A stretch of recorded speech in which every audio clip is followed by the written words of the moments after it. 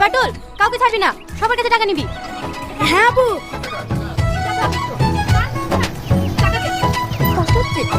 কিচ্ছু হবে না। ভাই সাথী কিসের চাঁদা রে? মোহাম্মদ তো অসুস্থ, তাকে চিকিৎসা করাতে হবে, তার চাঁদা। তুই কি গ্রামের গরিব মানুষের জন্য ঠিকা নিয়েছিস নাকি? রোজ রোজ কারো না কারোর জন্য টাকা তুলে যাচ্ছিস।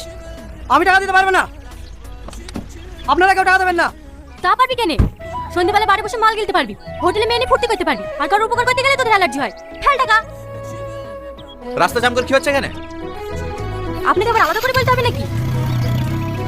দেখুন, আপনি এভাবে মেন রোড কাট করে টাকা আদায় করতে পারেন না। মানুষ বিপদে পড়লে সব করতে হয়, কিছু সাহায্য করুন। আমার কাছে টাকা নেই। দেখে তো বড় লোক বাপের বিগড়ে যাওয়া ছেলে বলে মনে হচ্ছে, আর আপনার কাছে টাকা নেই। তাড়াতাড়ি টাকা বের করুন। টাকা নেই মিন্স ক্যাশ নেই, ফোন পে চলবে?